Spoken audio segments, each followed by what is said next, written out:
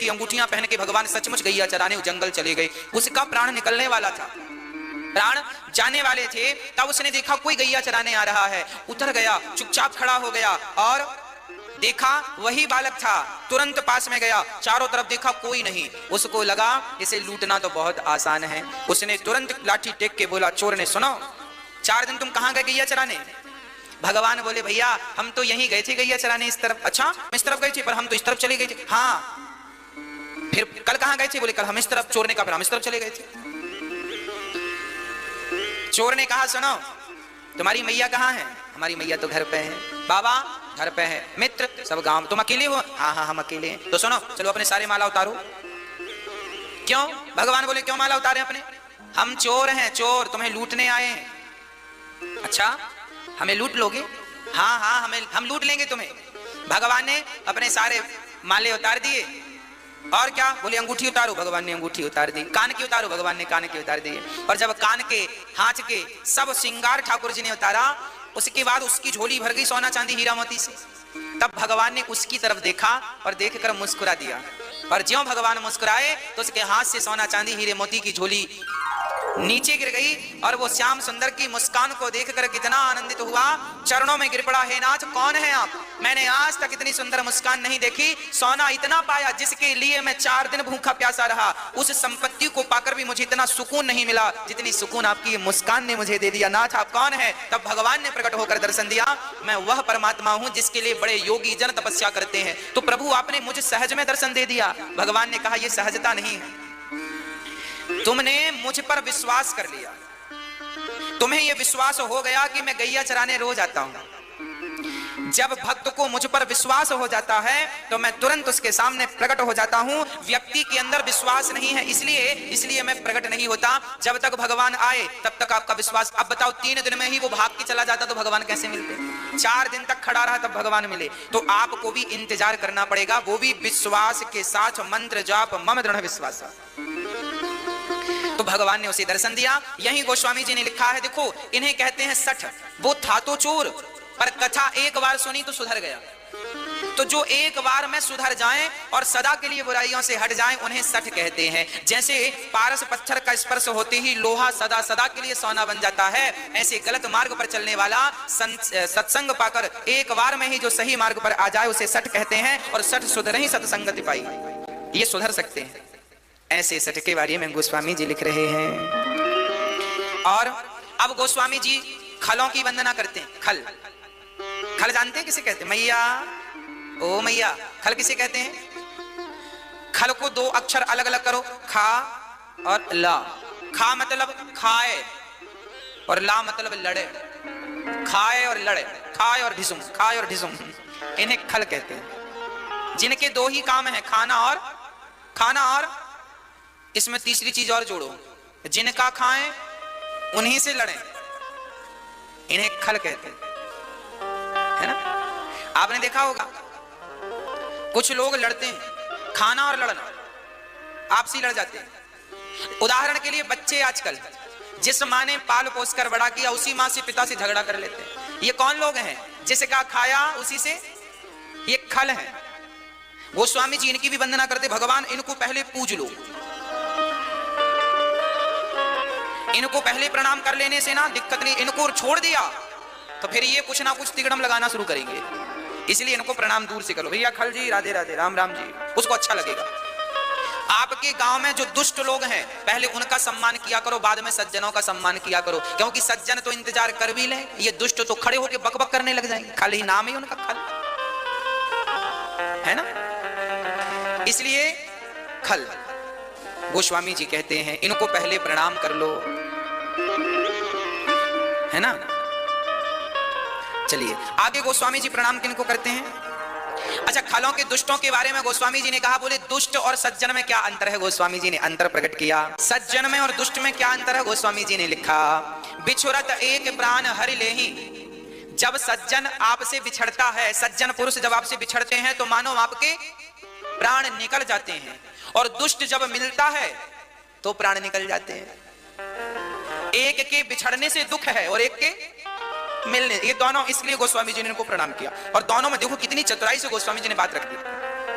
कि एक के बिछड़ने से आदमी, आप जब बेटी घर से निकलती है तो प्राण निकल जाते हैं ना, माँ बाप रो रोते हैं, बेटी विदा हो रही है बेटी।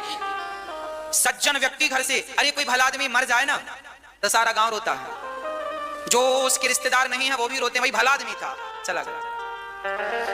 अब सज्जन के मरने पर भी, बिछड़ने पर भी लोग रोते हैं। कोई दुष्ट आदमी मिल जाए तो अपने आप आंसू निकलने लगे, भगवान ये क्यों मिल गया।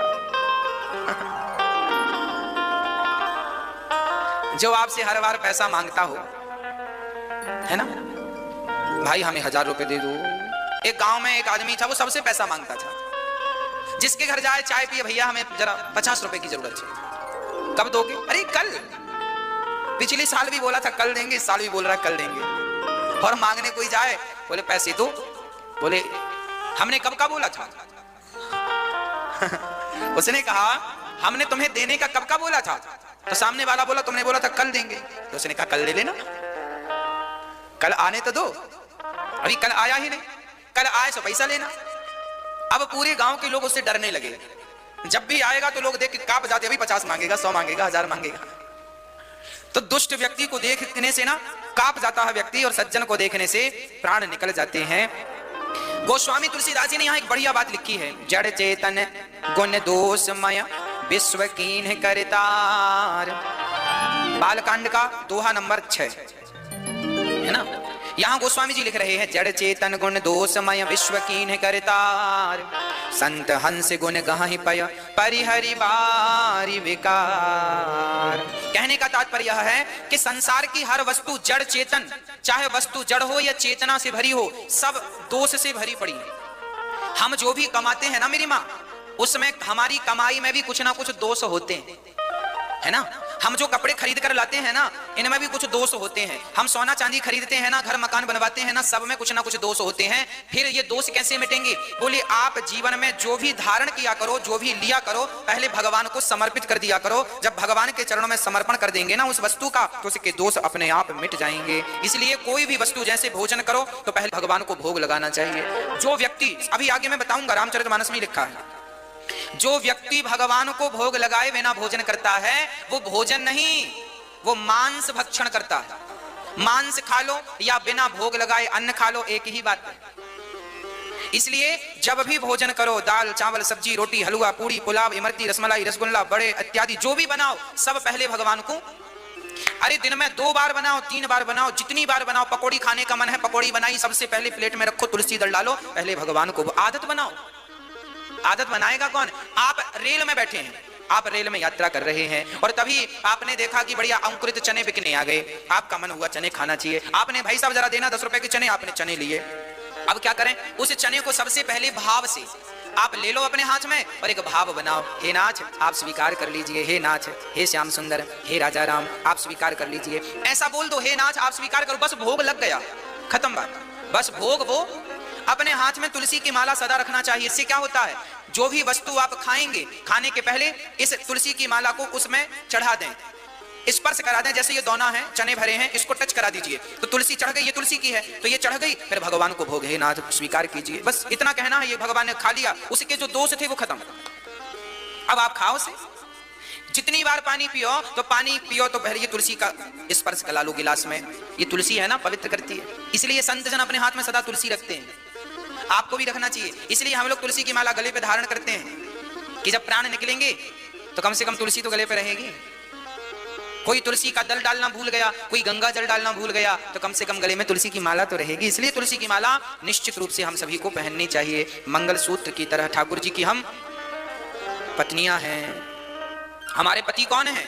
तुम हो एक अगोचर सबके प्राणपति।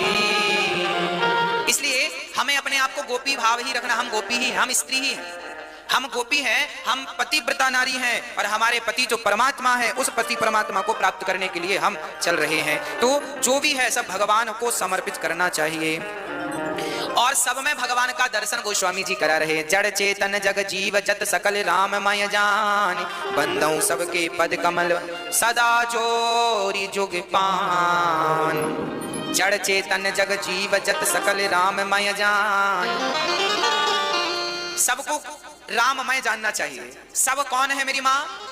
राम स्वरूप है। आप किसके स्वरूप हैं? राम के। आपके भीतर कौन है?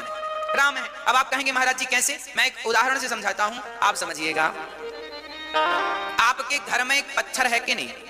चलो, पुराने जमाने में ना जो घर होते थे ना, उन घरों में जो दरवाजे होते थे, उन दरवाजों को किनारे पे खड़ा करने के लिए, क्योंकि बार बार वो लुढ़क जाते थे, तो लोग पत्थर रखा करते थे किनारे। गांव में हमने हमारे घर पे भी था, इसलिए अपने को याद है। आपके घर में पता नहीं था कि नहीं। पुराने जमाने के जो घर थे ना, उनके दरवाजा बार बार लुढ़क जाते थे, तो एक पत्थर लोग रखा करते थे। वो आज की तरह वो सिस्टम नहीं आता था ना कि आने लगा तो पत्थर रख। चलिए मैं तो आपको कुछ और समझाऊं। आपके घर में जो पत्थर है, अच्छा, उस पत्थर को पांव से ही हटाते थे, पांव से हटाते थे, दरवाजा लगाते थे, फिर दरवाजा खोल के पांव से वहां अड़ा देते थे, लगा देते थे। आप समझ रहे हैं मेरी बातों को? चलो, बातों को ना समझो, भावनाओं को तो समझो, है ना? तो अच्छा, वो पत्थर में हमेशा कोई हाथ नहीं लगाता था, सदा उसको पांव से लतियाते थे, पांव से आगे कर दिया, फिर पांव से ठीक कर दिया। अच्छा, जो पत्थर आपके घर में पांव खाता, अर्थात सबके लात खाता है, जो आए सो लात मारे, जो आए सो लात मारे। सुनिएगा, जिस पत्थर पर आपने 1,00,000 बार लात मारी हो, उस पत्थर को मैं किसी मूर्तिकार को दे दूं और मूर्तिकार को देकर कहूं भैया इसमें बढ़िया राम जी का स्वरूप बना दो, राम जी की मूर्ति बना दो, तो मूर्तिकार जो पत्थर की मूर्तियां बनाते हैं, वो छोटी सी ही सही उस पत्थर की मूर्ति बना सकता है कि नहीं?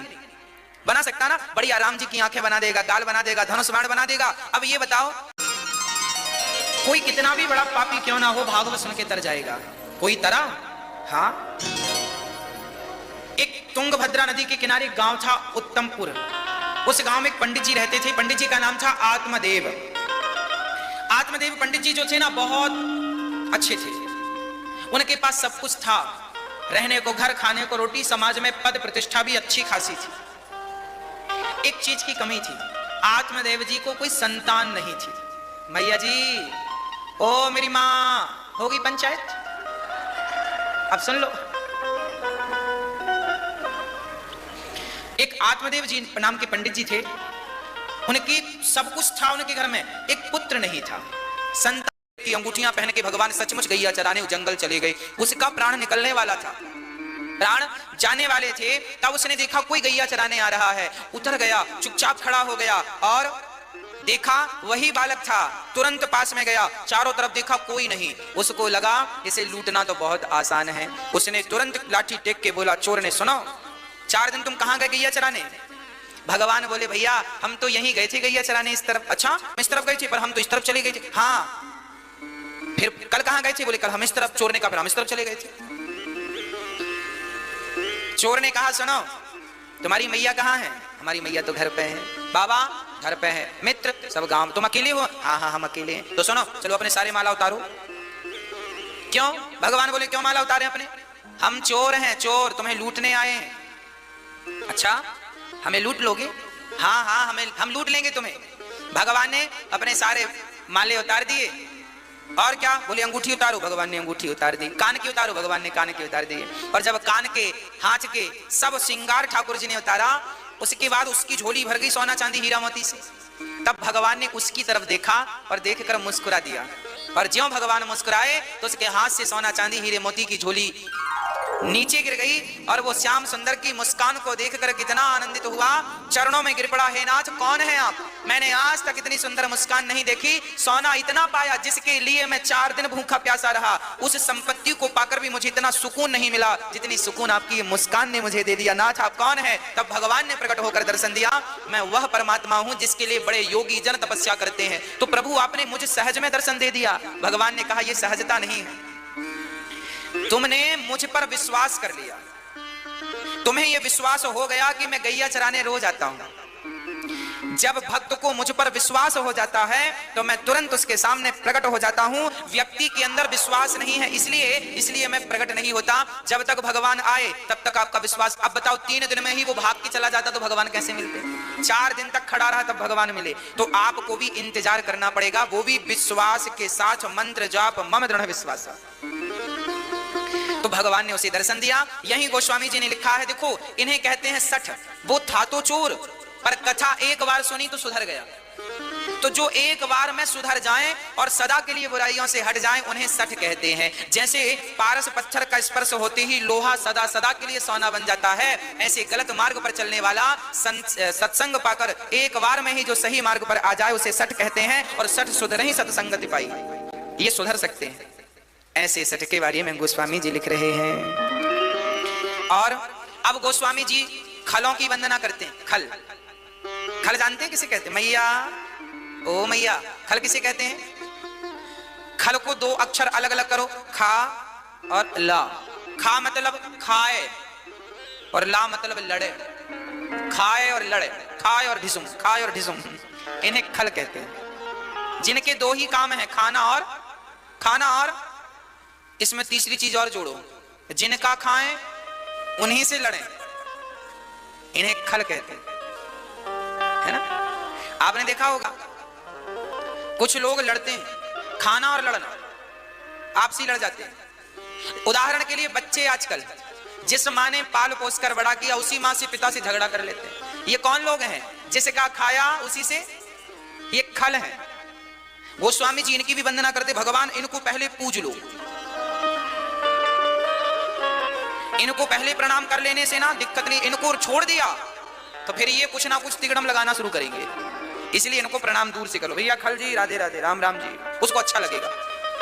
आपके गांव में जो दुष्ट लोग हैं पहले उनका सम्मान किया करो, बाद में सज्जनों का सम्मान किया करो, क्योंकि सज्जन तो इंतजार कर भी ले, ये दुष्ट तो खड़े होकर बकबक करने लग जाएंगे। खल ही नाम ही उनका, खल है ना।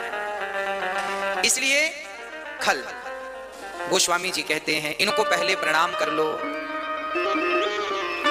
है ना। चलिए आगे गोस्वामी जी प्रणाम किनको करते हैं?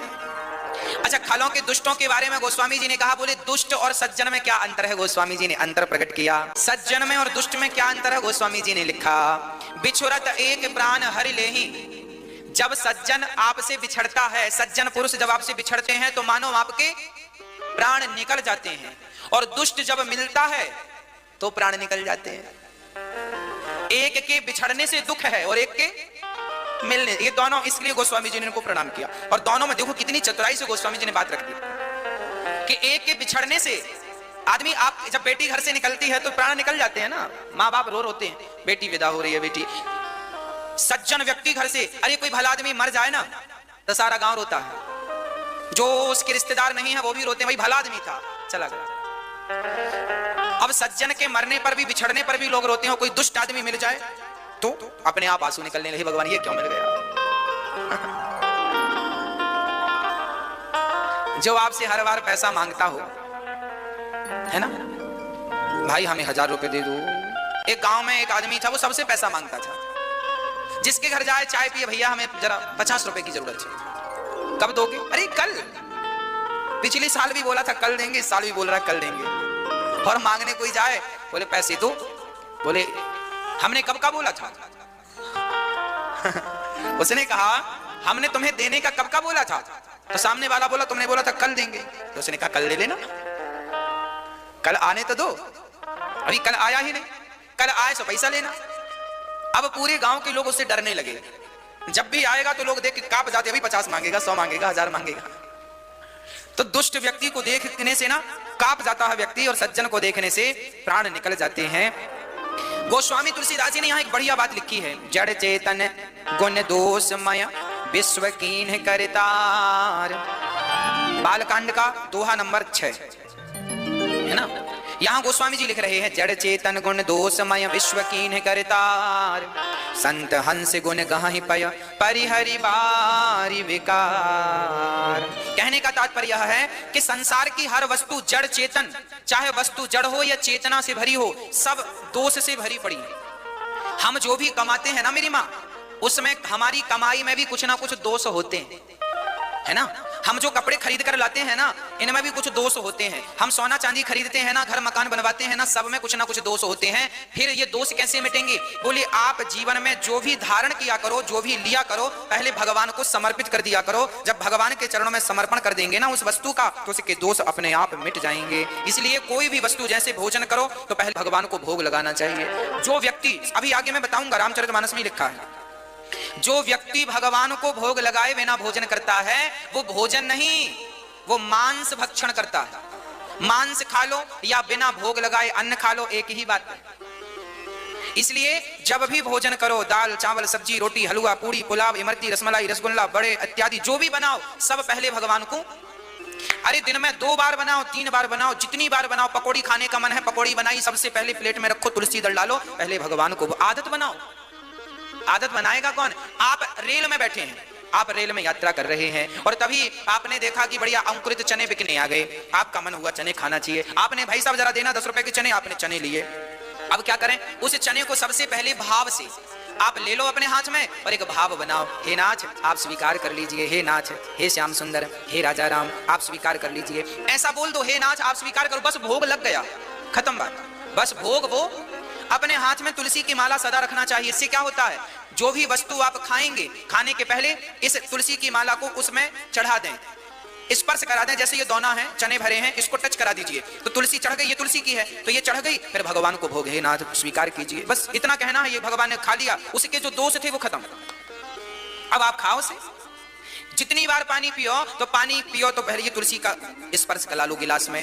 ये तुलसी है ना, पवित्र करती है, इसलिए संत जन अपने हाथ में सदा तुलसी रखते हैं, आपको भी रखना चाहिए। इसलिए हम लोग तुलसी की माला गले पे धारण करते हैं कि जब प्राण निकलेंगे तो कम से कम तुलसी तो गले पे रहेगी। कोई तुलसी का दल डालना भूल गया, कोई गंगा जल डालना भूल गया, तो कम से कम गले में तुलसी की माला तो रहेगी। इसलिए तुलसी की माला निश्चित रूप से हम सभी को पहननी चाहिए। मंगलसूत्र की तरह ठाकुर जी की हम पत्नियां हैं। हमारे पति कौन है? तुम हो एक अगोचर सबके प्राणपति। इसलिए हमें अपने आप को गोपी भाव ही रखना। हम गोपी ही, हम स्त्री ही हैं, हम गोपी हैं, हम पतिव्रता नारी हैं और हमारे पति जो परमात्मा है उस पति परमात्मा को प्राप्त करने के लिए हम चल रहे हैं। तो जो भी है सब भगवान को समर्पित करना चाहिए और सब में भगवान का दर्शन गोस्वामी जी करा रहे। जड़ चेतन जग जीव जत सकल राममय जान, बंदौ सबके पद कमल सदा जोरी जुग पान।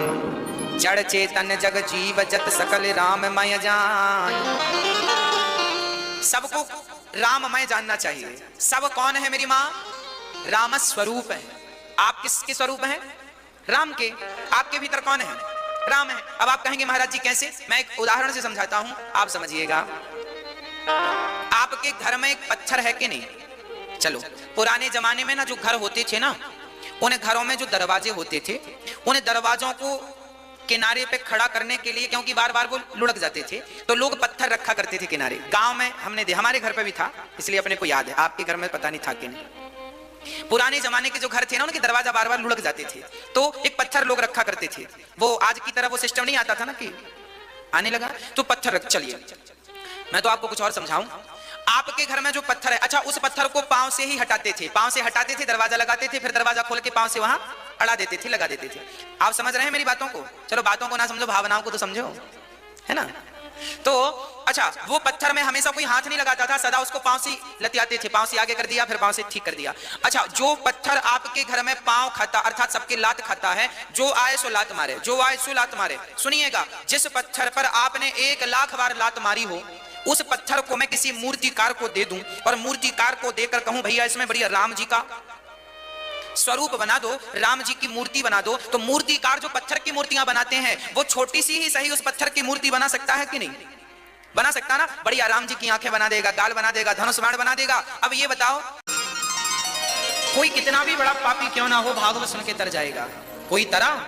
हाँ, एक तुंगभद्रा नदी के किनारे गांव था उत्तमपुर।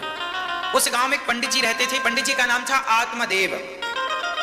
आत्मदेव पंडित जी जो थे ना, बहुत अच्छे थे।